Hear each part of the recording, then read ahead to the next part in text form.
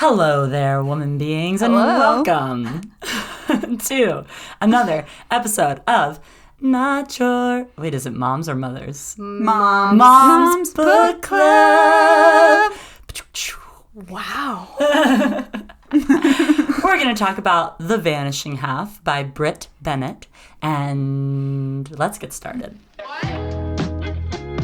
Welcome to the Woman Being podcast community, where we explore thoughts and opinions and have the freedom to change our minds.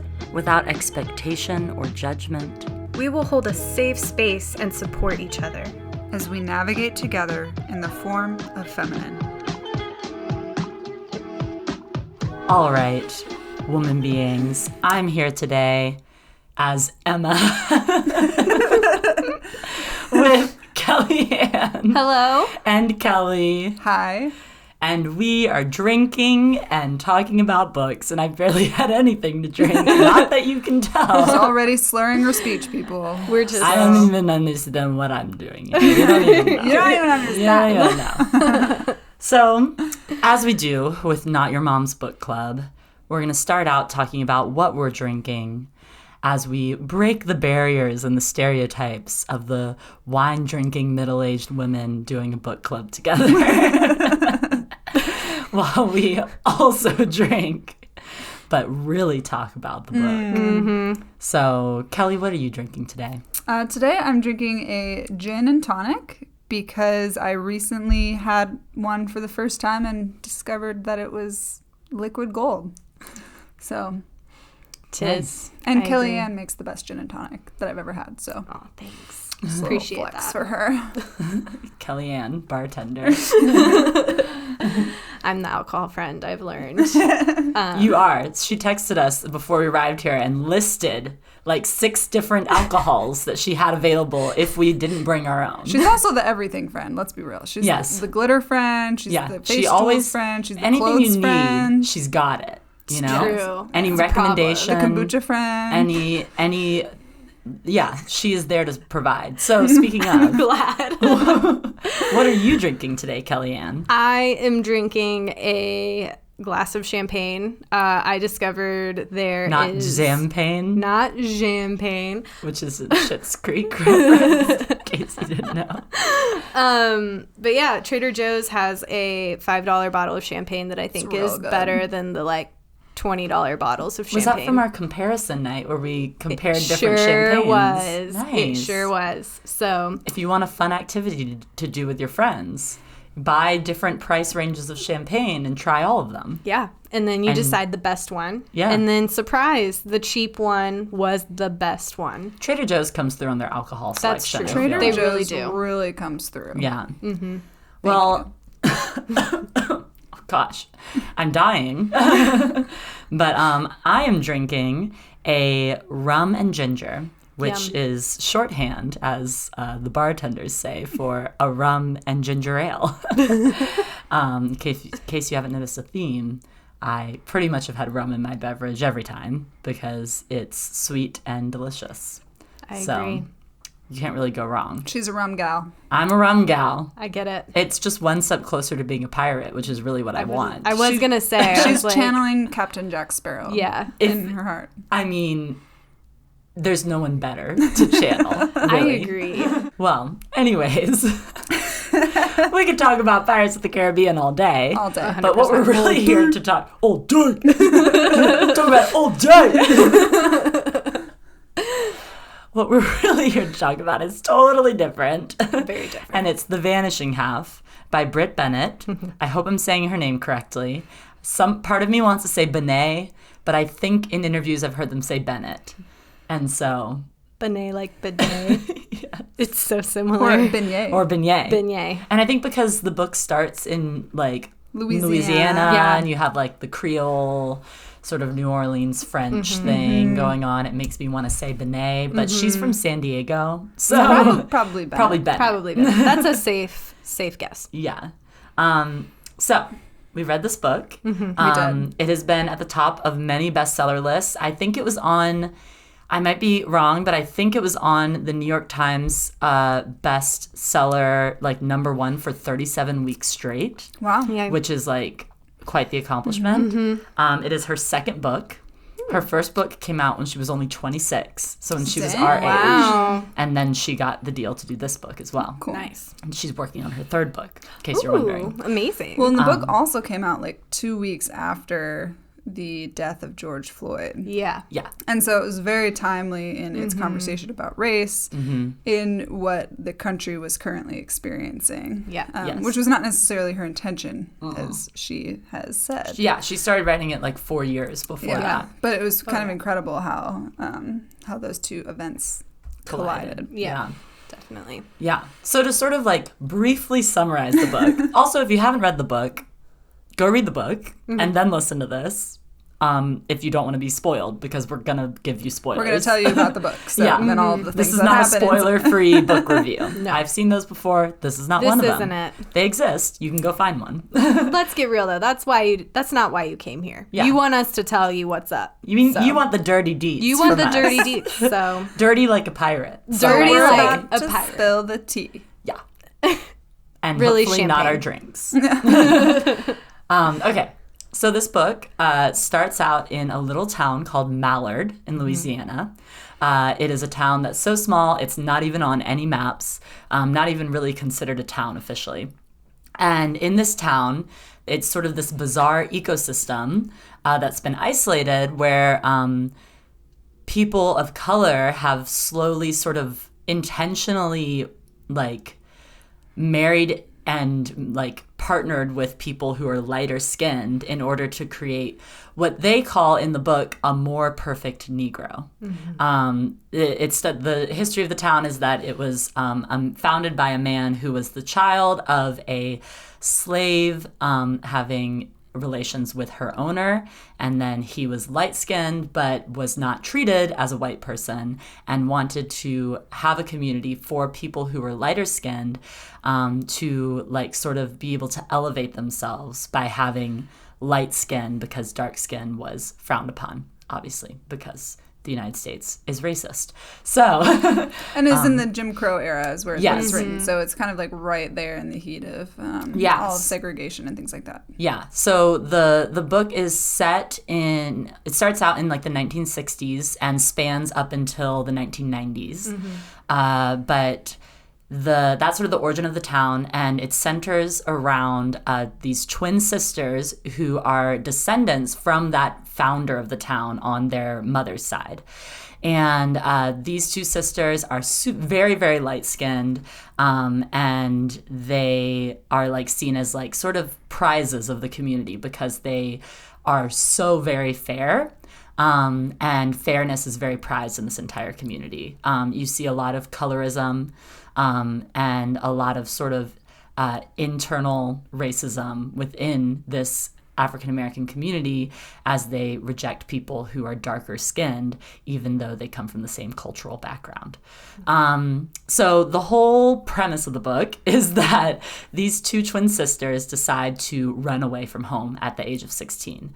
They decide they're fed up with living in Mallard. They don't want to be in the small town anymore. They don't want these restraints. And the more quote-unquote rebellious sister, Desiree, convinces her twin sister, Stella, that they are going to leave under the cover of night and just skip town. And the book starts actually with Desiree being about 10 years older than that, so in her probably late 20s, with her now child returning to the town. And through many series of events, the sisters part ways after living in New Orleans together.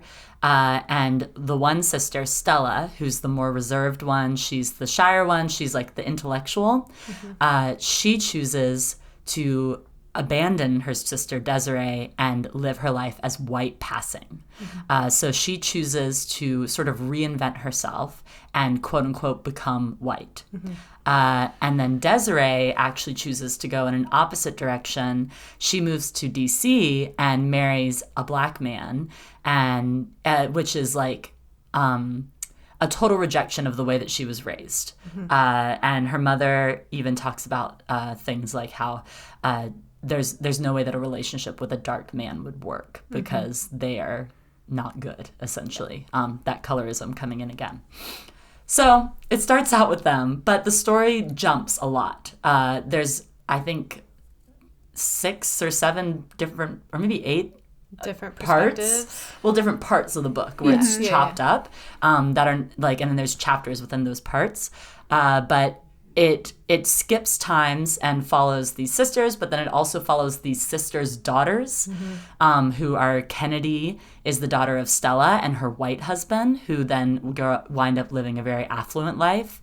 And then Jude is the daughter of Desiree and her African-American husband, who she winds up leaving because he is abusing her.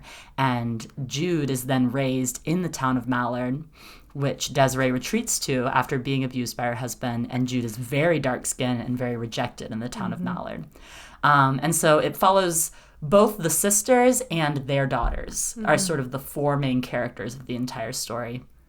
And it's a very sort of like character-driven story. It's not really plot-driven. It feels at first like maybe it's going to be sort of like a mystery, almost like when will these 2 sisters come back together? What's going to happen? Will Stella get found out because she is white passing?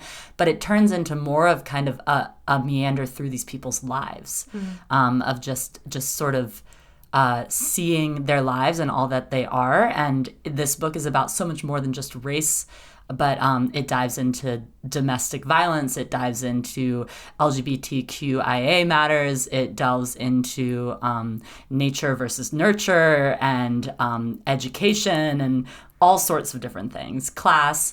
And so that's that like doesn't even scratch the surface, I feel like, of all the things that this book does and talks about. But that is my overarching wide angle view. I think that was great. Thank you. Very well put. Yes. Yeah. Thank you. I felt like you rehearsed that. So. I didn't. Wow. I mean, I've thought about it. If you did, that would be okay too. Yeah. I'm just saying, okay. Because you nailed it. Well, I'm telling you, I didn't. So even more So impressive. I'm just amazing. It's fine. No. But I have been, ingesting information about the book over the past couple of days. So it also touches on feminism, which a little bit, which is awesome. And we can talk about that as well. And there's also love stories. So there's a whole heck of a lot. It's a lot. So let's start out. I've talked for too long now at this point. So I need to hear from you guys. What was your experience reading the book, each of you? What is sort of your initial thought and your impression? Yeah, I mean, I finished the book, full disclosure, about an hour ago. So I've been hustling and just filling in all of my spare time with finishing this book, which I actually enjoyed. I think I appreciate like the meandering quality of it that you mentioned, and that it's so thoughtful and like it takes its own time, I guess, was how I would describe it. And I love stories like that where you sort of like get that internal brain mind process. But yeah, like lots of great themes in the book. I think one thing that's interesting that I learned is that there's actually like tropes in literature of people who are white passing, and usually they come to some sort of horrible fate. And I was reading the author's intention for Stella was not to like punish her at the end, but to allow her to make her choices and like live with the consequences of those choices, which essentially is just that she, had to forsake her family and the people that she loved for a better life, and other people that she loved. Like she loves her husband and she loves her daughter, and but she's never like truly herself because of it. And so she kind of like, she sympathizes with Stella, but also, acknowledges that there are consequences that come with like pretending and putting on a face for the world. So, but I mean, I would say the same for Desiree. Is like Desiree makes her own choices and she has to live with the consequences of, being poor and having, I mean, it's not her fault that she had an abusive husband, but like she has a very different life, but maintains those close relationships with her family. So, that was really interesting to hear her to hear the author's process after I read the book. And it brought a lot of like life to it and more meaning to me. Yeah. Yeah. It's very interesting because I don't know that I haven't ever read a book that like talks about the idea of being white passing. I've like talked to people about it before who are like white passing and they are mixed race or whatever, and or even like friends that I have who are lighter skinned but who are African American, and like the way that they get treated versus other people, and who might have darker skin. And it's made me really intrigued to read other stories that have to do with that. Totally. There's a book called Passing, I think, that I've heard talked about as I've like researched about this book, and it seems really intriguing. And they even bring up in this book how other people from this town of Mallard, like they had heard stories of other people who had been white passing, but the stories they only heard because those people failed and because they came to, like you're saying, some sort of terrible fate. And that if someone were successful at white passing, you wouldn't actually hear their story because they would have separated themselves so much, because you can't have those links that bring you back. Yeah. Yeah, I mean, I did not love the book. Say it again. Let me hear I it. did not love the book. And that's okay. It's not my kind of reading that I would just enjoy and pick up for funsies. I do want to say, though, that I really appreciated the author's perspective, the clear time she took in crafting these characters, articulating the story. She did a very good job. It is very well written. If we're going to talk about microaggressions, like I want to pick up a book and educate myself about microaggressions. Or, if we're going to talk about racism, feminism, issues within the LGBTQ plus community, like I want to pick something up to educate myself versus like fiction. I don't want to try to like pick it apart, which is more on me. But I think I did appreciate a lot of the microaggressions you saw, especially, throughout the book, but specifically in the beginning, because my husband is actually mixed. And so he and I have experienced a lot of interesting things actually on both sides, on the African American side and on the Caucasian side of the coin. And so seeing her articulate those things felt very validating to me. But yeah, for me, it's not just like fun, light reading. You know what I mean? Yeah. Yeah, I think that my impression from Brit Bennett's writing, Brit Beignet. My impression from Brit Bennett's writing is that she likes to sort of play with that idea of touching on issues, but not really giving her opinion, and not really giving you a black and white. Yeah. She really loves to walk in that gray space. And as I've heard about her first book, which is called Mothers, or The Mothers. It's called Mothers or The Mothers, and it's about two mothers who are friends, and one of them has an abortion and the other one doesn't. And I think the one who doesn't is pretty like in opposition to the idea of an abortion. And so I think it plays in that tension. But I've heard that in that book, she also sort of doesn't really draw a line in what is right or what is wrong with that. And so that seems to be something that this author really likes to do. Yeah. But I get that's not necessarily what everyone would enjoy. Totally. And I appreciate that. I really do. Like, it was clear to me she wanted to start conversations. And I think she has succeeded in that. And I think that is very important. For someone that is trying to navigate more of that and have the conversations, I'm like, okay, I'm already here. While I really appreciate this work and the intention and the clear craftsmanship, I want to like move more towards the educational piece at this point in my journey. Yeah. I feel like it was actually really cool to read a book that was more ambiguous in the way that this was, because I think our culture is so saturated with like, this is what's right, this is what's wrong. And then in that we're polarized in what we believe is right and wrong, it's nice when you just like hear a story and there's not judgment either way, and you're like, okay, yeah, these are people navigating their lives and trying to decide, like, is this best for my kids and my family, or is this best for my kids and my family? And honestly, like, we don't get a right answer. That's, you know, this is life. There isn't, like, no one's there to tell you either way, and you make a choice and you live with that choice, essentially. And so I appreciated that it was like a discussion on race, but it was about these characters who, because of being Black, had their whole lives like surrounded by this topic. Like it's not something that you can necessarily escape when you're not of the white descent. And so it's like interwoven very implicitly throughout. And I don't know, I wish we had more stories like that and more films like that. I feel like our culture is moving to, you know, quote a mentor that I very much admire, like, our culture is moving so much in this direction of, like, every story or every film or every book has to have this, like, very clear message, and it has to make a point, and it has to punch you in the face with what it thinks.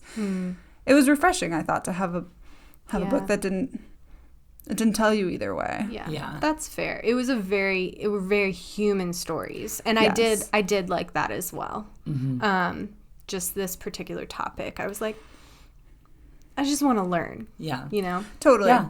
And speaking of films, HBO has picked up this book to make a mini-series out of. Oh, that's going to be good. And I hope it's good. I'm excited. I'm very intrigued to see how they cast Stella and Desiree, because they need to find actresses who, first of all, twins. Well, they don't have to find twins. They don't have to It would find be twins. really cool It if would they be did. very They helpful. need to be women who could pass as twins, at least. Yes. Maybe they might switch it up to make them Or not they could- identical. They could use the same actress as well. Or they Yeah, could use they the could same do a little actress. Parent Trap but it also situation. has to be someone who is very, very, very light-skinned But also and African American. Yeah. But could pass Right. as white. As So white. it's I'm like, how are they gonna find Is it somebody? going to be They're Meghan gonna- Markle? Like, are they going to cast Meghan Markle? Maybe. For real, Maybe. though. So that'll be interesting to see for sure. And also how they cast Kennedy, which is Stella's daughter, who is still technically has that African American blood, genetics, whatever you want to call it, in her, but she is also considers herself white her entire When life. she's blonde. And she's blonde, but like I wonder if they're going to find someone who has some of the qualities that would indicate that she is not purely Caucasian. You know? That you brought up Kennedy. Kennedy is an interesting character. And one of the things that I loved that was very implicit, like we've been talking about, is she like doesn't come to terms with the fact that she's not white. Yeah. And because she eventually finds out, like, oh my gosh, my mom is not white. Yeah. And therefore I have those bloodlines. And but she doesn't like embrace it or reject it. She just It's very interesting. yeah, like there's she no picks it up when it's convenient and puts it down when it's not. totally. Which is like such an indication of her privilege because she grows up as an affluent white girl and then finds out that she has this other cultural background she didn't know about. And so then she sort of she's able to put it on and take it off whenever she wants because she has that privilege it's like of a already game for her. being white. right. Yeah. But I feel like she also doesn't really get closure either. No. Like, because her really. mom Stella never really is open and honest with her about it. She, like, shows her proof, and she's like, I don't know who that is. Yeah. Like a picture. There is the implication that they have a conversation when Stella picks Kennedy up at the airport right towards the end of the book. After she's been in Mallard. Yes, after Stella has returned to Mallard for the one and only time that she ever returns.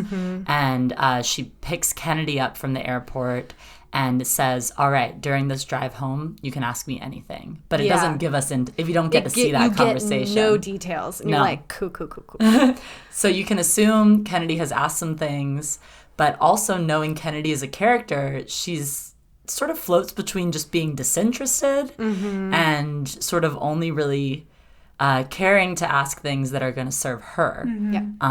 She's a pretty selfish character in a lot of ways. But there's a line that I thought was really interesting in the book on page 266 of the Kindle edition, talking about Kennedy. So Kennedy becomes an actress, and the line says, she only played white girls, which is to say she never played herself. And so this, to me, gives me a little bit of insight. This isn't necessarily speaking for Kennedy, but it gives me that insight that she doesn't feel 100% comfortable in her whiteness, because she knows that there's something that sets her apart, quote unquote. And it's very interesting, too, because there's this whole concept that having like one drop of like blackness makes you black. That's something that was written into laws during like the Jim Crow era and stuff. It was like, if you could trace yourself to a certain family lineage where you had African American relatives, then you were considered black no matter how white you looked. And that prevented people from voting, that prevented people from buying property, all sorts of different things. And so like someone like Kennedy, growing up in that time, like I imagine that her way of coping with that to an extent is like, okay, I have this drop of blackness, but like I have to sort of hold it close to my chest and kind of like push it away, because that's gonna take away my whiteness that I've been so comfortable with for so long.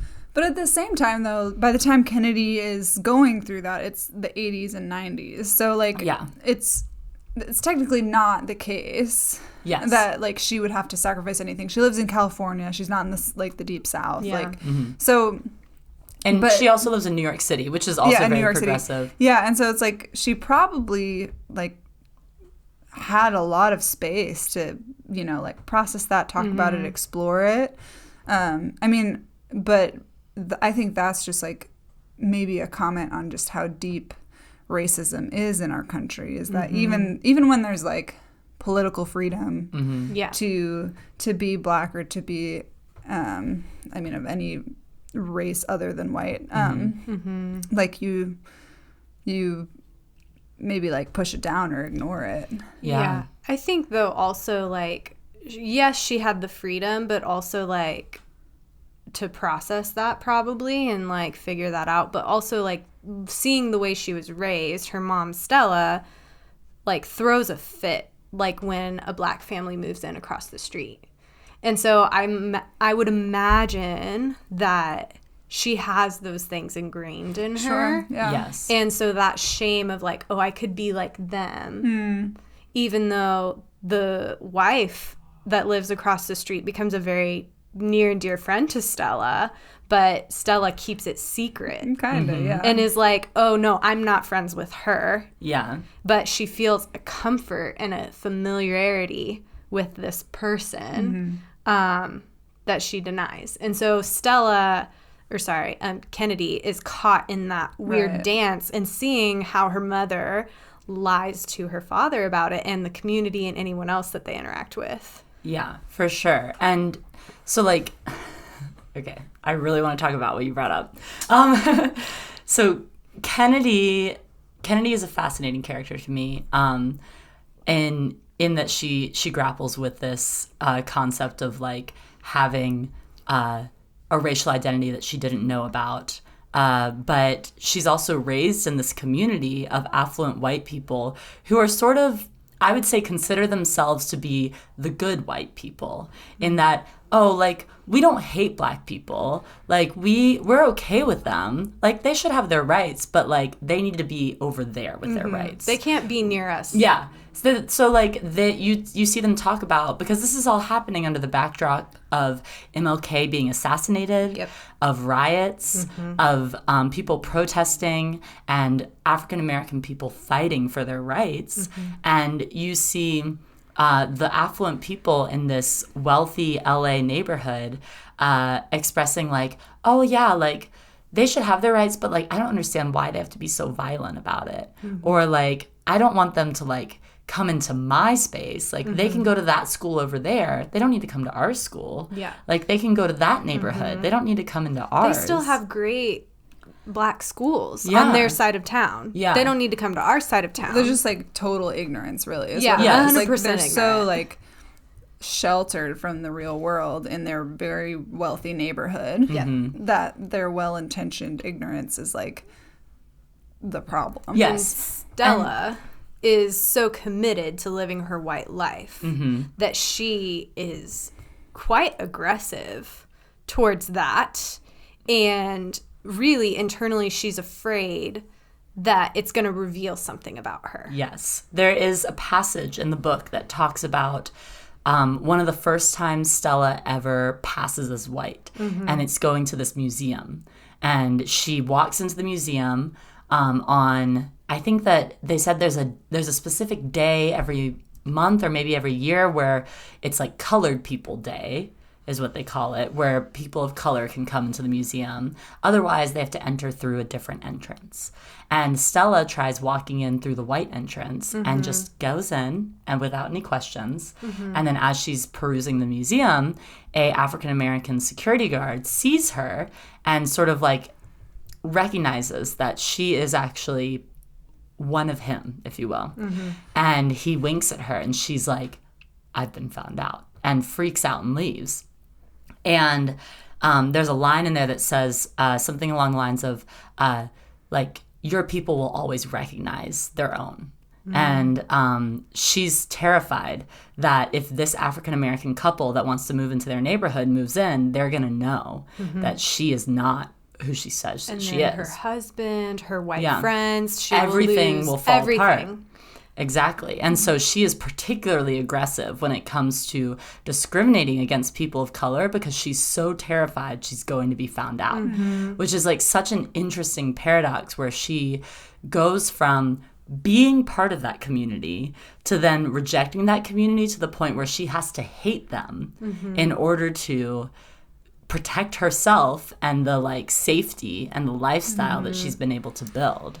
Yeah. And that actually brings up another thing too that was interesting and tragic is her and her sister Desiree, when they were young girls, their father was murdered by white men Yes. in front of them as kids, and they watched their dad get murdered for no reason other than that he was black. Yeah. And so it's interesting to watch her embrace this white life and like reject the black life, but then she also, as she's raising her daughter, has this like hatred towards her as well, and struggles with like hating her and loving her as she sees her as white because of what white people had done to her in her life. And it's like this really interesting tension of how she and her daughter interact. And I would say even her husband and the people in the community as well. Yeah. Well, and she has this reoccurring trauma that she doesn't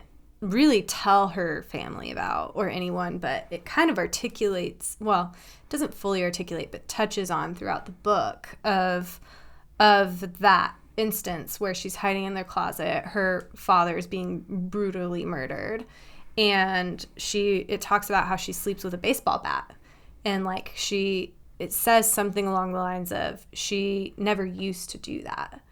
And so really she's terrified of these people that she's in this culture she's assimilated herself into. She's like living in the home of like her greatest fear in a sense, and masking herself in order to protect herself from it. Yes. So like her father gets lynched by white men for being black, which is so interesting because it sort of plays with this idea of how race still affects these people in Mallard, Louisiana, even though they're so light-skinned that they could be white passing. And separated. They're in their own area. Exactly. They're in their own, like, segregated community. Yeah. And even though, like, these quote-unquote black people are essentially white in their skin color, like, they are still getting lynched, not receiving equal access to education.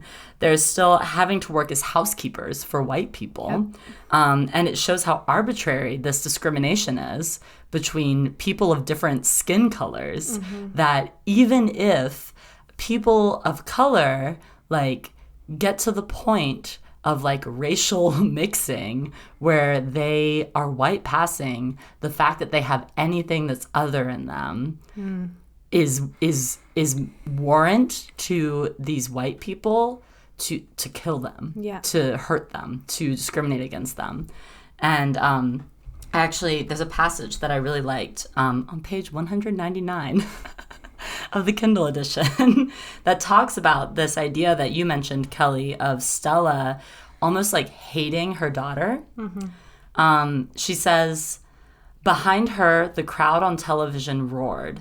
Blake cheering along, Stella stared into her daughter's face, seeing everyone that she had ever hated. Then she was looking at her daughter again, gazing at her with watery eyes, a hand covering her reddened cheek.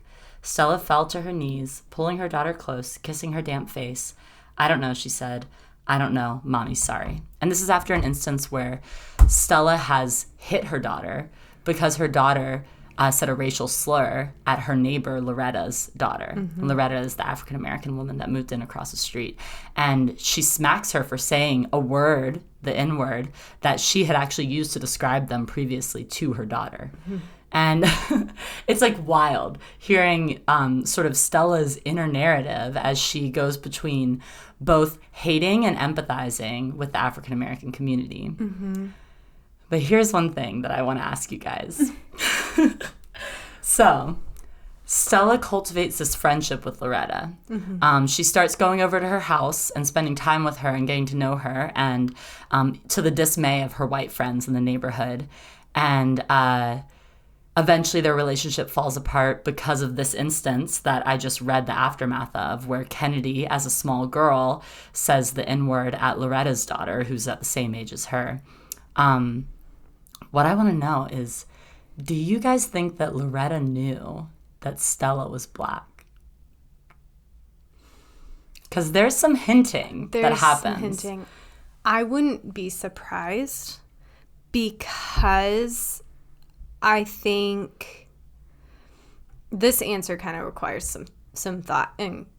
But I think that we assume that it is an easy internal journey for African American people that experience racism. But I think what is so beautifully articulated in Stella is it's a process, right? Because you obviously want privilege. Everyone wants privilege. And, like, there's no reason not to. Like, it's effective, it's efficient, it's useful, it's not fair. And so I think that's something everyone kind of desires, but at the same time, they want to feel at home and with their people. And so I think, long story short, yes, I do think that she knew that she was black because, or that she is of African American descent, because she was drawn to her, but at the same time, she was quite volatile towards them. And I think she picked up on that internal struggle and dance. And, she just realized, like, in that instance, like, this isn't going to work out as friends. Because she was kind of, like, using her in a way to, like, comfort herself. I think, to an extent, Stella sort of craved the community that she had left. And so she saw Loretta as, like, a way to satisfy that craving. But she was ashamed of doing that as well. Because that meant that she was gossiped about by her white friends. Who she didn't even really have, like, a real connection or vulnerability with. No, and then she would lie to them and be like, I wasn't over there. What are you talking about? It's like, okay, queen, I see you. I mean, I love the question because I think it's definitely out there in the book, but I'm like, I don't feel like the answer can be yes or no, you know? Like, I feel like we don't get to know why Loretta hung out with this white passing person, whether she knew she was black or whether she thought she might be a curious white person who, you know, was more open-minded than she seemed on the exterior, you know? I don't know. Like, I think it's very possible that Loretta could have been like, understanding of the social implications of being friends with her, and so understood the secrecy of it and just considered it that. But it's also possible that maybe Loretta was comforted to have someone, you know? Like, I don't think it's fair to say only Stella used Loretta if we think that Loretta knew. Yeah. I mean, it's definitely not one-sided. Yeah, and like, they were a black family in a only white neighborhood. So Loretta had to have been lonely. You needed a friend. You needed an advocate. Was. Yeah. For sure. I loved thinking about the interactions between Stella and Loretta. And personally, I feel like maybe Loretta did know. I'm leaning in that direction. There's a few things where it sort of indicates to me that Loretta probably realized that there was something going on with Stella. But I also wonder how much of that is Stella's paranoia almost rubbing off on me, because we get to sort of firsthand experience some of Stella's paranoia around being found out. But one of my favorite and most telling interactions between the two of them happens on page 178 of the Kindle edition. Every time. It says, Loretta reached for the wet glass and knocked it off the counter, the glass shattering at their feet. She stared up at the ceiling, suddenly exhausted. She was too young to look this tired, but she must be, fighting all the time. Stella never fought. She always gave in. She was a coward that way. And to me, this is a very interesting sort of comparison between Loretta and Stella. Both originally women of color, one who has chosen a lifestyle that gives her more privilege as a white passing woman, and the other who has actually gained the same level of wealth and status that Stella has gained, but by maintaining her culture and her race, essentially. And so I see some almost envy from Stella towards Loretta, that this is a woman of color who has managed to quote unquote make it while still maintaining her culture and her community, but also realizing that Stella doesn't have to necessarily bear the burden of feeling like she constantly has to fight for it. Because at that time, and even now, people of color have to fight. And I see so much friends of mine saying things like how tired they are and how wearing and how just exhausting the fight to be considered a full human is. And it's really sad that that's still a thing, and it's really upsetting. And it's upsetting that this feels so relevant right now. That this sentiment that Loretta, who's a woman living in the 1970s or whatever when this was, is feeling exhausted, is the same sentiment that I see from other people of color now in 2021. And it's to me, it's a reflection on the way that progress still needs to be made, you know? We have made progress for sure, and I'm not discounting that, but there's still more to be done, and people are still exhausted, and I don't claim to understand that or to know what that feels like, but I recognize it, you know? And so that felt really pervasive and really interesting to see the ways, I mean, Kelly, you mentioned earlier how this book feels very pertinent to this time, even though Brit Bennett didn't necessarily mean for it to be. But the fact that we have had such a racial reckoning in the past year of people really recognizing that there are racial inequities in our culture that have been here for so long, they're not new. The fact that this book that shows things like MLK being assassinated, that shows the riots happening, that shows the sort of indifference of white people who think that they're, as I said before, quote unquote, the good ones, seeing just even these microaggressions that you talked about, Kellyanne, it's all so relevant to right now in a book that is supposed to be historical fiction. But like this history is... It's happening. It's here. Yeah. I think that's a very good point, Emma. Oop, there it is. That's my ramble about racial reconciliation. But what else do we want to talk about, ladies? So what are some other things that maybe like other themes in the book or other like things that Brit talks about that sort of like hit you particularly, or things that stood out to you, or maybe some of your favorite storylines? Because there's so much happening. Who is Desiree's boyfriend? Early. Yes. I found their relationship very intriguing. Why? I loved Desiree and Early. Did you? I gotta say. Yes, I really liked them.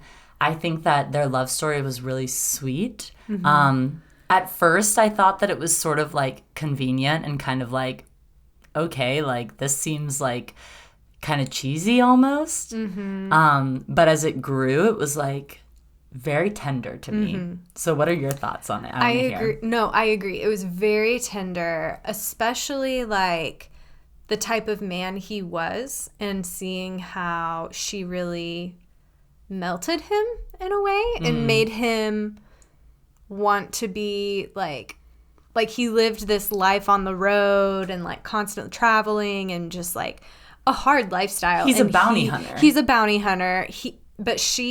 His love for her made him want to actually push towards something that he found uncomfortable, which was having a normal life and, you know, sleeping in your own bed every night. And, you know, and I mean, I thought it was interesting that there was kind of this coming and going with their relationship a little bit. Like, not that they were together and then not together, more that he continued his bounty hunter career while also they were together, and seeing that like even when he was gone, like they both longed for one another. And I was like, I've done long distance. I can resonate with that. I have too. It's terrible. It's so bad. Same.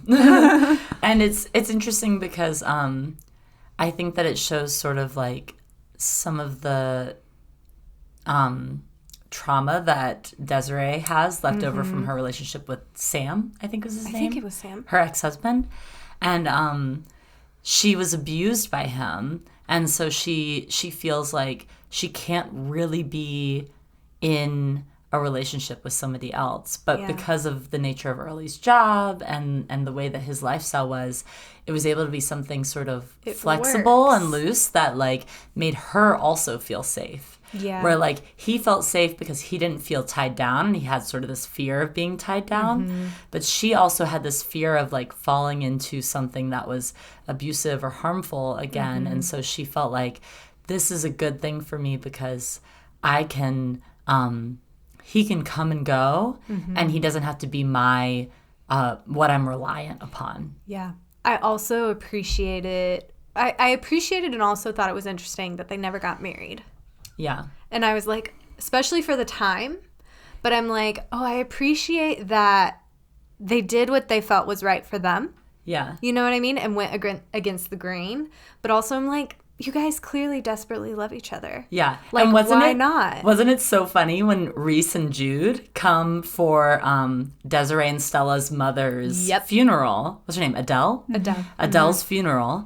And Desiree doesn't allow Reese and Jude to sleep together, even though they live together. Hypocritical. And she was like, Desiree or Jude even recognizes like, my mom and Early have slept together my entire childhood, forever and ever, for decades at this point. And she didn't even like bat an eye and was just like, you guys can't sleep together though. And like was even pressuring Reese into marrying Jude. But then Jude also has this tension of like, Reese and I actually can't get married because Reese would need another birth certificate because we're not allowed to get married. Because at that time gay marriage was not legal and his birth certificate reflected that he was a woman. Yeah. Exactly. Which is like, oh, there it is. Yeah. Whole different, like that's a whole different like thing that I feel like also could have deserved more space in the book. Yeah. I mean, one thing that a video I was watching about the book, someone was reviewing it, and they were saying that, like, they could have read an entire book about just, like, one of these characters. And easily. dived into so much more. But you just get, like, tastes of each one throughout this. And it's so interesting, which actually makes me really intrigued to see, like, the HBO series that's going to come out about this. And see if, like, do they dive into any sort of, like, extra literary concepts or storylines that don't get explored in the book. I don't know. I think that Brit Bennett is an executive producer on this or something. Oh, excellent. And so she's part of it. Do you think that, like, Desiree was able to let Early go because maybe a part of her inside couldn't attach to someone in the way that she had attached to Stella? And so Definitely. as a form of, like, protecting herself, she was like that sort of relationship where it was distant enough that he could leave but also come back. Like, that's how she survived that, I wonder? Definitely. And I think also, If she in couldn't let addition Early to go? that, she couldn't let Stella go. Well, I'm just saying she had, like, this really tight bond Yeah. with Stella, who left her and never talked to her again. And so, like, you would think that being in a relationship with somebody who leaves for extended periods of time and you're never really sure when they're coming back and then they come back, like, that has to, like, make you wonder, right? That has to be really hard on the heart. And so it feels definitely. like they kept each other at, like, a safe distance so that she didn't have to, like, deal with that inner turmoil of, like, is he gonna come back? I think, though, in addition to that, she was always hoping Stella would come back. No, For definitely. sure. She kept that space reserved for her. Like, she was like, if I would never want to fill that space because I actually want my sister to continue to have this space in my heart. Yeah. And I think that you see in the book the expression that, like, to Desiree, like, her and Stella were two parts of a whole, but almost to Stella, they weren't. Yeah. And Stella, as the, like, younger twin or whatever, like, she was able to sort of detach herself, whereas Desiree was not really capable of that. To her, they were one. Yeah. And I mean, you see, like, that, I think that's part of why her and Early's relationship works so well in the beginning.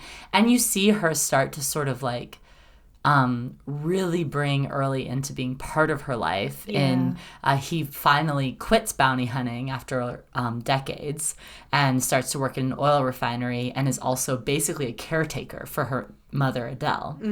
And Well, and, like, throughout the growing up of Jude, he's Yes. kind of like a second father he to is, her. for sure. But you even see Jude sort of express that, like, he was, even though he was like a father to her, she still had this place in her heart for her biological father, even though she was aware of the abuse that her mother had experienced.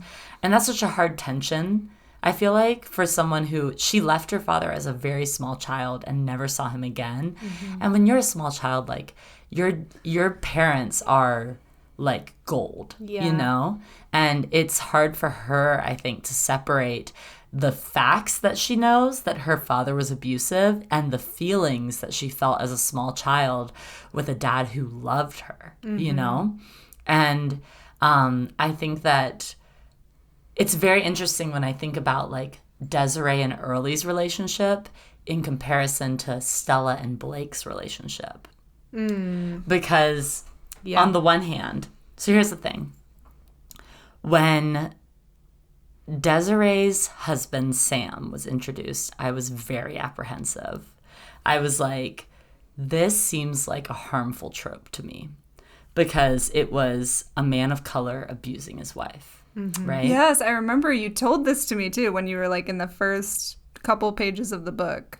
Or first couple chapters. You were like, I'm not sure if I like this book because that trope just seems so harmful. So one of the passage that, like, really hit me which I mentioned earlier in this episode, was where on page 17 of the Kindle edition, Adele said, "Of course that dark man beat you. What you expect. A spite marriage don't last."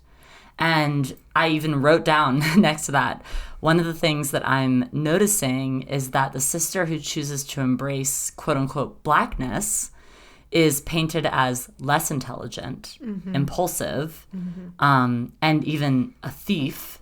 And then her black husband beats her. And while the white passing sister is loyal, she's smart, she's reserved. And to me, this seems like a dangerous stereotype.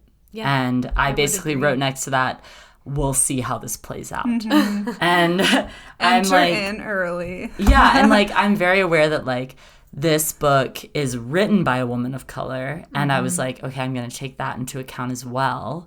It's interesting because I think that Kennedy and Jude are also foils for their aunts. So Kennedy being a foil for Desiree, and then Jude being a foil for Stella, because they both seem to resemble in personality their aunts rather than their mothers. Yep.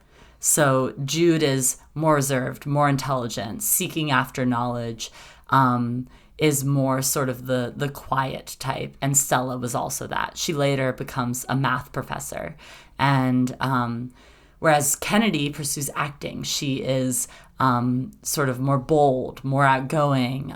She's the sort of like out there one, and Desiree was also that. You even see that she like acted in her school plays. She like wanted to pursue that, but sort of felt like she couldn't after multiple circumstances within her life, including being in poverty and then also having her abusive husband.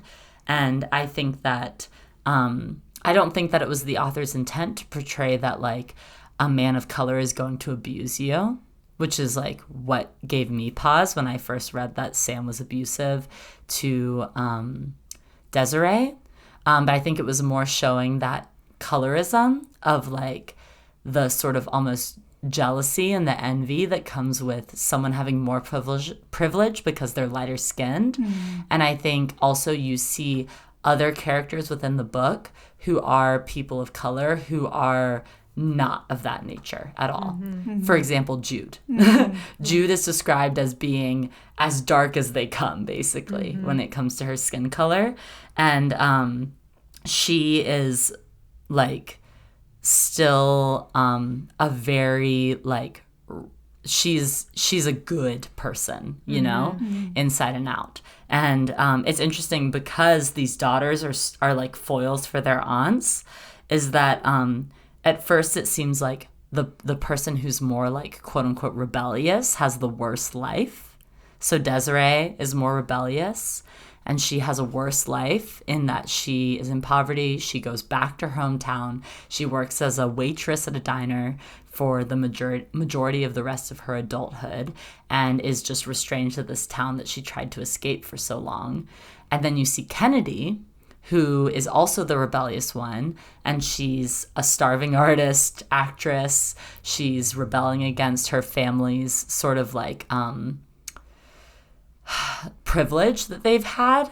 And then at the same time, you see Stella, who's the intellectual, who's the one who is more basically white, you know, along with Jude, pursuing intellectual pursuits, pursuing knowledge, pursuing scholarship, having the quote unquote better life. But really, the people who come out on top are the people who resonate with their own identities and true wholeness more. And so that's Jude and Desiree to me. Because while Stella and Kennedy both start out with money, they don't both start out with wholeness in who they actually are and in accepting their identities.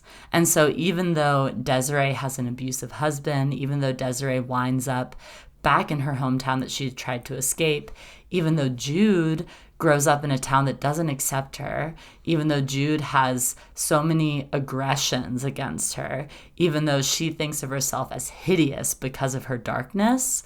Both Desiree and Jude wind up with lives that are so much more whole, with other people who truly love them as they are and for who they are, with Early and Reese, and then also with them finally basically like achieving their goals, in Jude going to medical school, and us assuming that Jude eventually becomes a doctor.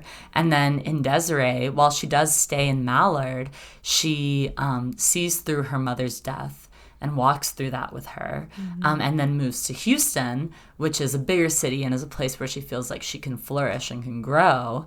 She moves there with Early, with her love, and is able to sort of flourish in her life there. And so you sort of see that, like, even though Desiree and Jude have radically different personality types, and even though Jude is more similar to Stella, Kennedy is more similar to Desiree, it's these people that actually pursue wholeness within their community and wholeness within who they actually are and not rejecting themselves are the ones that wind up with, to me, what seems like a better life. See, I think that gets, like, I don't know, not dangerous, but tenuous maybe? Because to say that, like, this person's life is better than this person, because I think, like, it's hard to quantify something like that. You can't quantify something like that, and you also want to avoid, like, punishing the white passing person, right? Like, you're like, ha, you get what you deserve kind of thing. But, and I do see similarities, between the nieces and the aunts, but there's also lots of similarities between mother and daughter that are passed down, where Stella is a web of lies.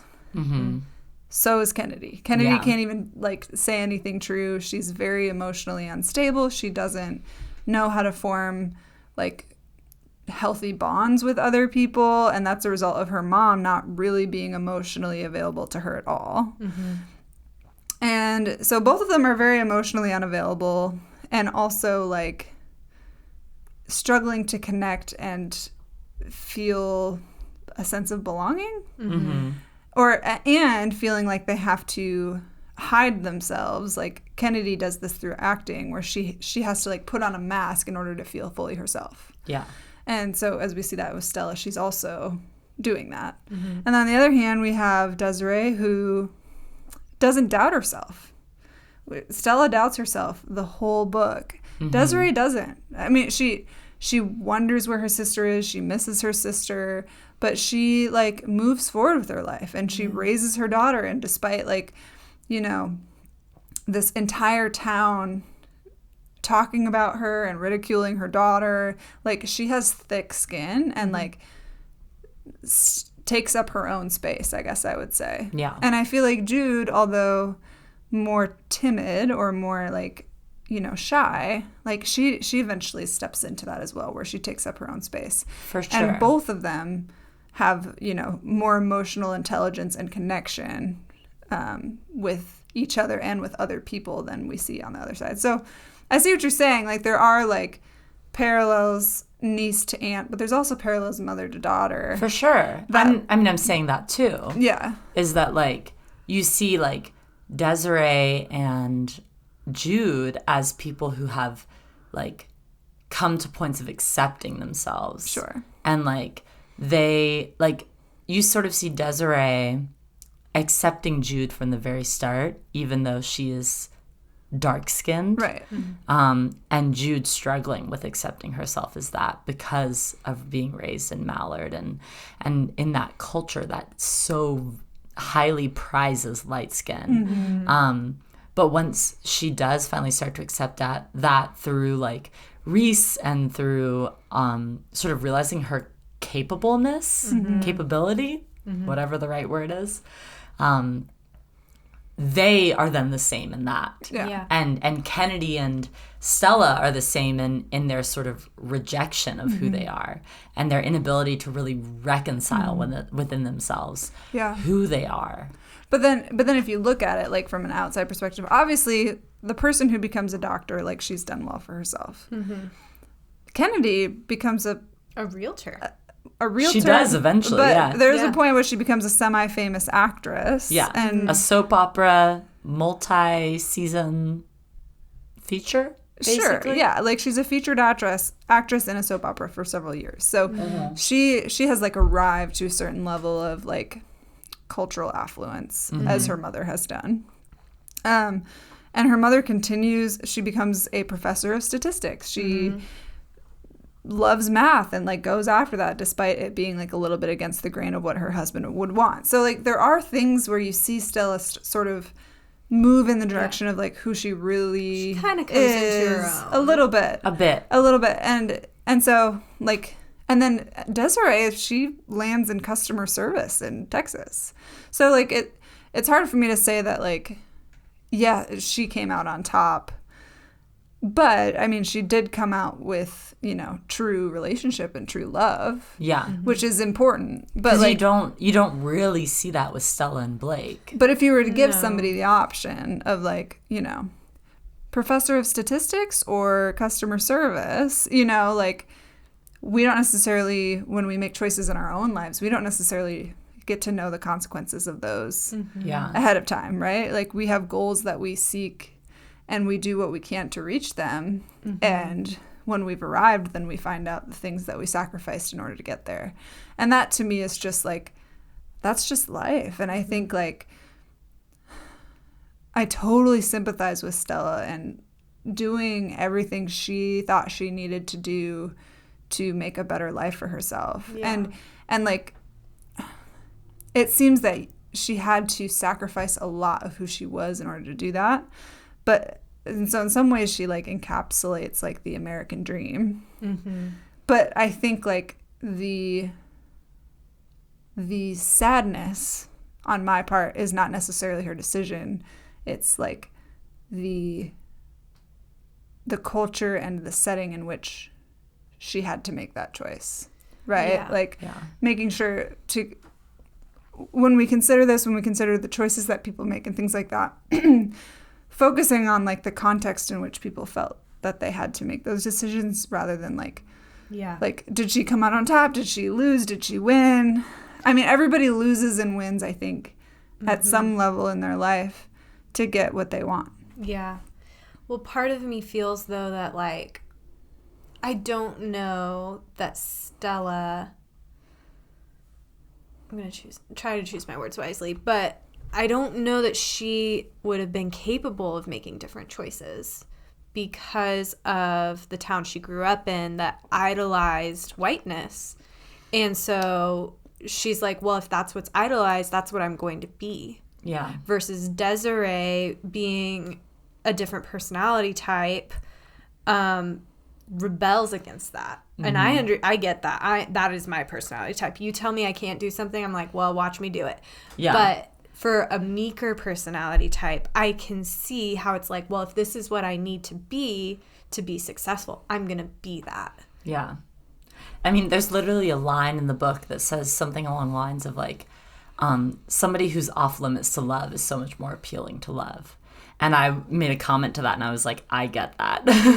That, like, makes so much sense to me. And another thing that, like, we haven't even talked about is the fact that Stella, as a young woman, was actually abused by a white person. Right. And so, like, as she is a young, like, 16-year-old woman, she is working as a cleaner in a white family's home because her family can't afford for her to keep going to school. Her and Desiree wind up having to work.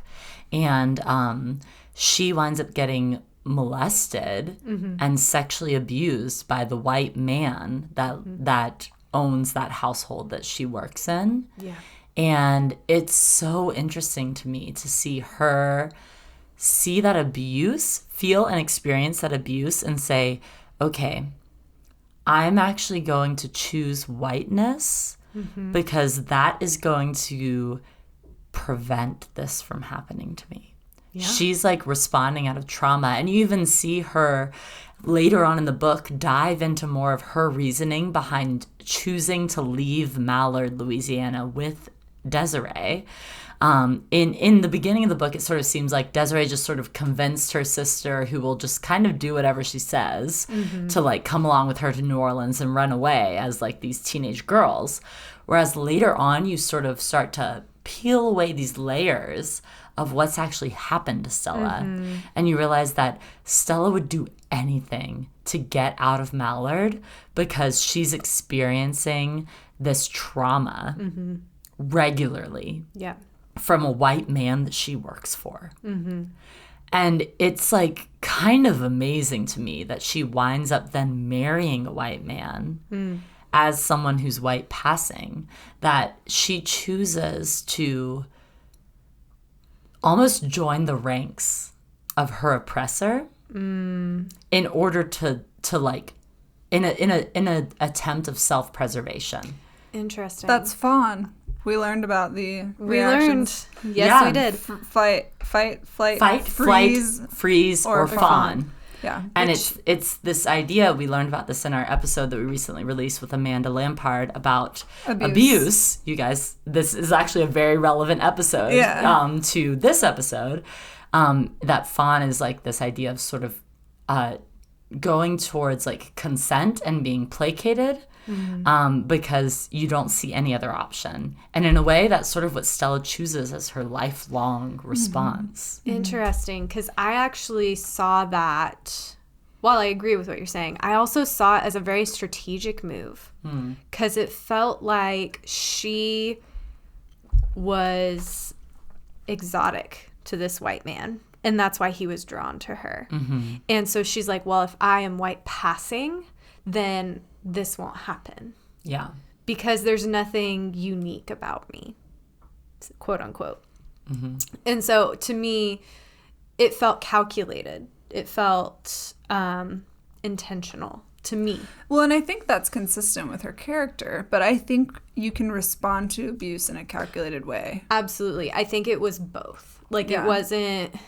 I picked up more on the calculation, but it was also obviously out of trauma. Because even when they have sex, like her and her husband, like she has flashbacks. Like, you know, there's no denying that Stella is riddled with the trauma of her abuse and the trauma of her father's death. Yeah. Like that follows her through her life in her experience being surrounded by white people. Yeah. I mean, you even see that come to fruition in like a really sort of visceral way to me. Because you know throughout the story that Stella sleeps with a bat behind her bed, right? She sleeps with this bat. And it's so because she recognizes that risk of her being a woman of color and knowing that what happened to her father, who was also almost as light as she was in his skin color, being lynched and attacked by white men. She sleeps with this bat behind her bed. And one night when her daughter, Kennedy, comes home drunk late at night, she hears her daughter making noise in the hallway and she comes out with the bat, ready to hurt her daughter if need be. And to me, like, this is an example of both just like the trauma she's experienced and the fact that she lives in this constant fear, but also the fact that her daughter is almost a threat to her because her daughter is someone who comes from that same whiteness that killed her father. And it's like a very like visceral and just like emotional situation to imagine. Your daughter is coming home after a night of partying and whatever, being a teenager, being wild, and your response is, I need to protect myself from this person, even though they came from me. Yeah. Well, I actually screenshotted a little section of the book that was after her husband or their dad had been killed.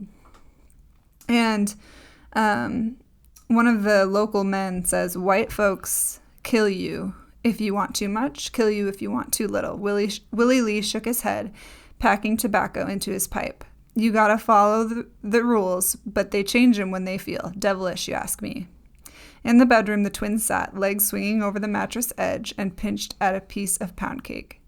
But what did Daddy do? Stella kept asking. Desiree sighed for the first time, feeling the burden of having to supply answers. Oldest was oldest, even if by only 7 minutes. Like Willie Lee say, he'd do his job too good. But that doesn't make sense. Don't have to. It's white folks. And so there's this kind of understanding of people who are white as there is no explanation. Mm-hmm. Why is this happening? Why is there so much hate? It seems like it doesn't matter. If you're white, you're not accountable, essentially. Yeah. Mm-hmm. You can literally do whatever you want. Yeah. And no one cares. Mm-hmm. So I think what I'm just trying to say is that living in a home with people who can literally senselessly out of nowhere decide, like, your life is no longer valid, and I'm going to take that from you. Mm-hmm. Like, that makes sense that you would take a baseball bat with you to bed. Yeah. Yeah. Scary. For sure. And it's not like a knock on Stella. It's just a recognition of this trauma, you know, and how unsettling it must feel to live a life that's so separate from the way that you were raised. Yeah. You know? And just like having to reject like a core piece of yourself. Totally. Like your twin. You Yeah. know? It's Like, not just your parents. It's not just whatever. It's this person that you look at and you see yourself in. right. Mm-hmm. But even like to an extent, not opening up and sharing about that trauma. And so really in a way that trauma can never heal because she's also rejecting that. Yeah. Right. Well, because she never tells anyone No about one knows. her being sexually abused. Yeah.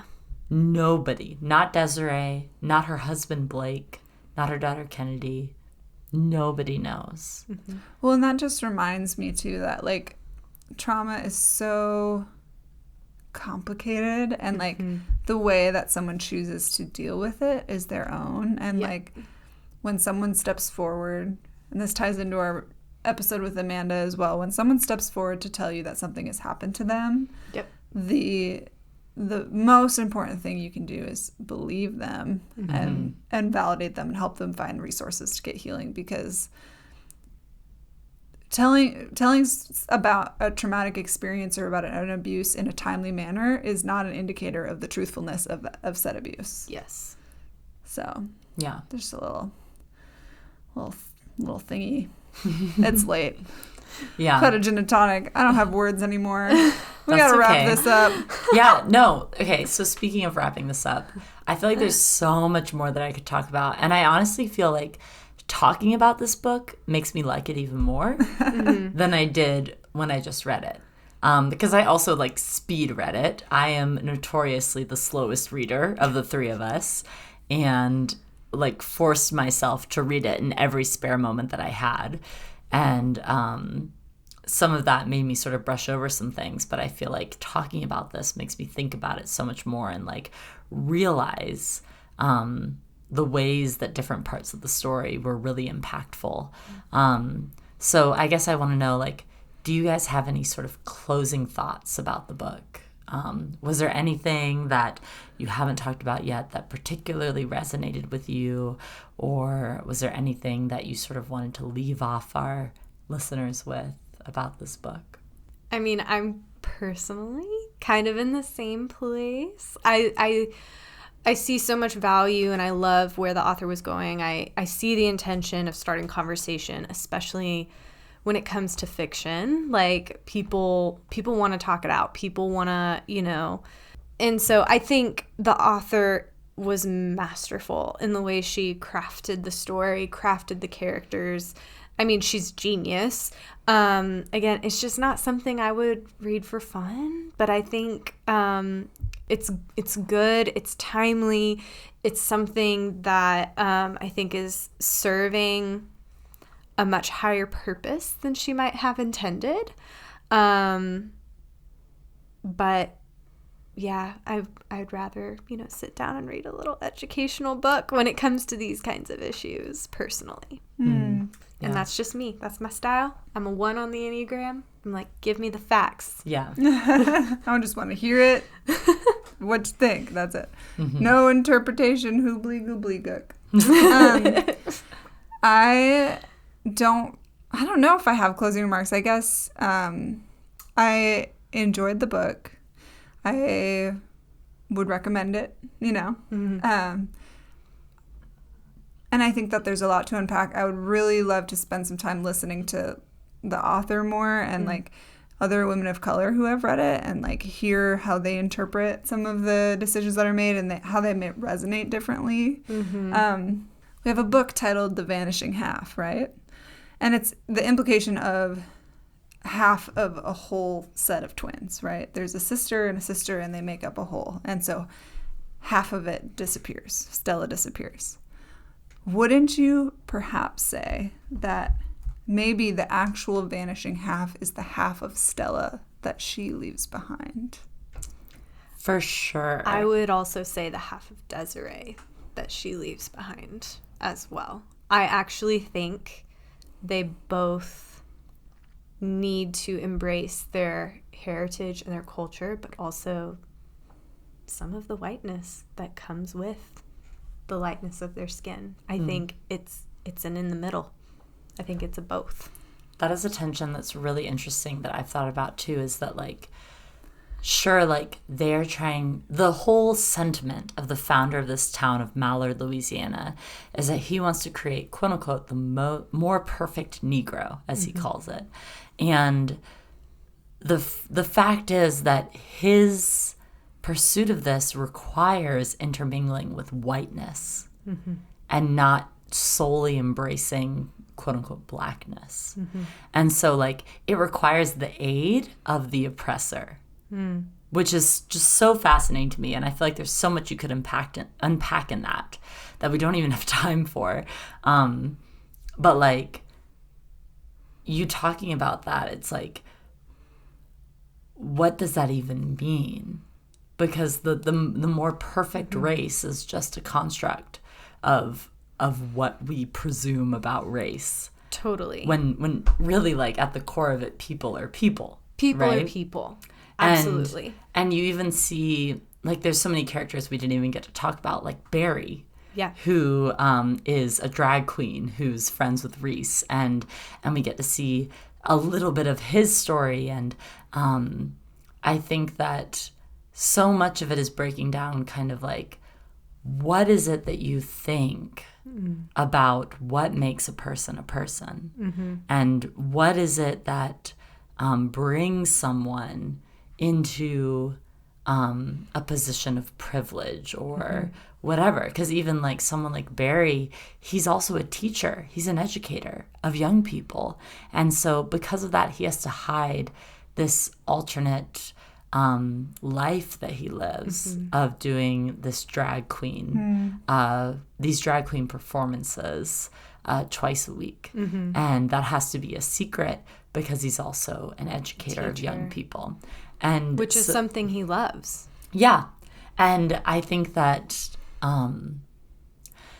we often want to put things in a black and white position, but we just can't. Yeah. And like somebody like Barry could be somebody who literally taught you growing up. Yeah. And that doesn't devalue the education that they gave you. Yeah. Absolutely. And one of the... Were you going to say something? I do want to clarify. I didn't mean like the whiteness versus blackness. I mean, I think you see Stella set down something she's been handed, and then you also see Desiree set something down that she's been handed. I actually think not even in the concept of blackness versus whiteness in this book, but just not setting down something you've been handed, like not setting half of it down. Yeah. Doing what you can with what you've been given, whether that be privilege, whether that be struggle, and using it to hopefully lift up other people with you. Yeah.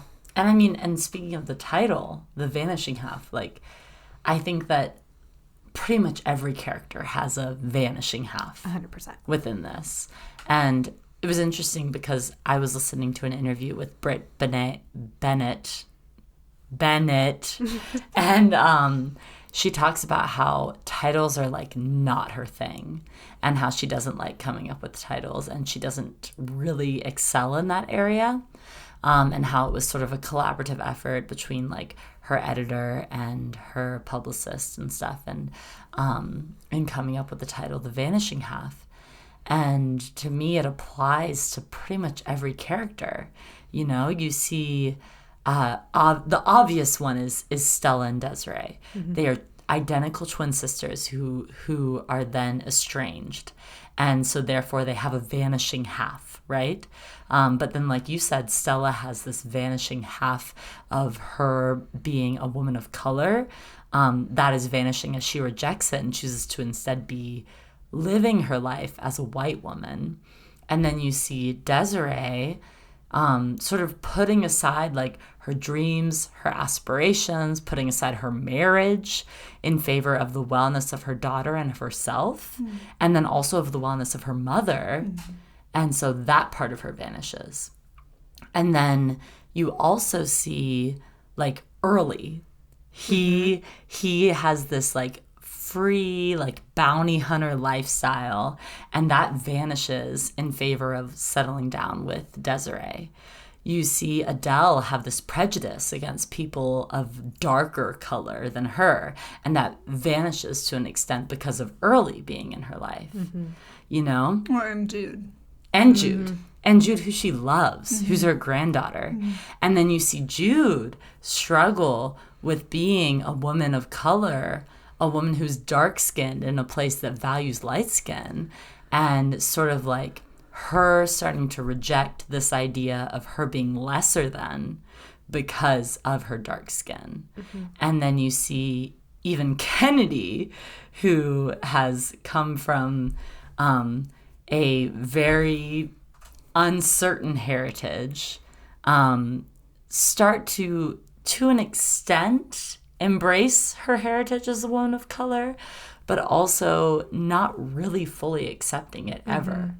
And that's also like a vanishing half to me, you know? Yeah. What are all the vanishing halves in our own lives? Yeah, it could be so much. It's true. So 131 of the Kindle edition talks about when Jude is first starting to take her classes on like anatomy, and she's learning about the body. And she talks about doing a dissection of a heart. And there's a quote that her professor says that is, "You really must experience the heart with your hands." And then later on that same page, she says, "A body could be labeled, but a person couldn't. And the difference between the two depended on that muscle in your chest, that beloved organ, not sentient, not aware, not feeling, just pumping along, keeping you alive." And to me, this was a sentiment that your heart and sort of the metaphorical core of who you are is no different according to what race you are, what gender you are, etc. There's no distinction in that. If you are looking at a physical human heart, there's no way that you could say this is a person of color, or this is a white person, or this is a man, this is a woman. Like, this is a heart. And we all share that in common. And then later on in the book, right in the very last chapter, Adele, which is Desiree and Sarah's mother, dies. She passes away, and Stella chooses not to attend the funeral. Or maybe never knows. Kennedy is informed of it, and we don't really know if she chooses to tell her mother or not. Whether it's a choice of self-preservation to not really invest herself in these former relationships that she had, or if it's actually just a matter of ignorance where Kennedy has chosen for her. We don't really know. In my head, I like to think that she chooses not to, which is my own choice as the reader. But on page 342 of the Kindle edition, there's a passage that says, A strong hurricane could flood the cemetery, the old caskets swinging open, filling with brown water. Some gravedigger rooting through the mud for gold watches and diamond rings, marveling over his good fortune, would step over the bones, not knowing the difference. And this is talking about how the cemetery where Adele is buried and how this cemetery is actually segregated. Mm-hmm.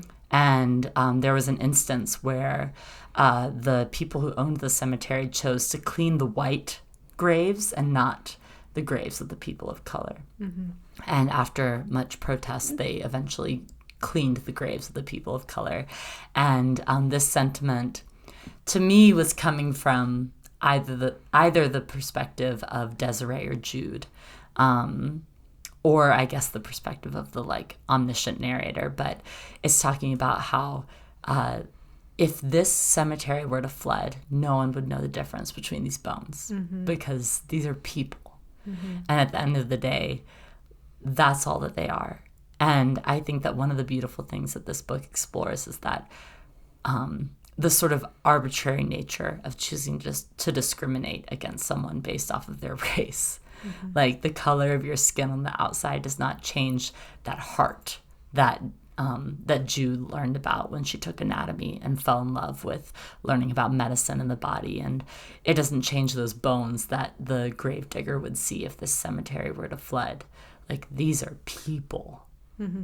And I think that that's the core of what The Vanishing Half is about to me, is that people are people.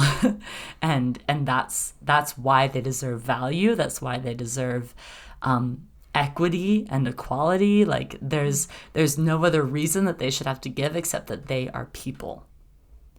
And they dive into so many different issues, so many different controversial things, but at the end of the day, people are people. Mm. You know? Yeah. And that's what hit me about this book. But it's also maybe a hopeful sentiment too at the end, is that with the history of segregation and slavery in our country, maybe someday there will be a flood. Mm-hmm. that blurs those barriers to the point of non-recognition. Mm-hmm. Yeah. And so I'd like to see that someday. I would also like to see that. Yeah. I mean, I would hope that we could get to the point where it doesn't require a flood or just seeing the actual bones of people, but recognizing that people are the same no matter what their outside looks like, you know? Mm-hmm.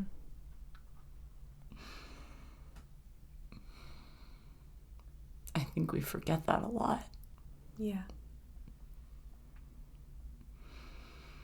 On that note,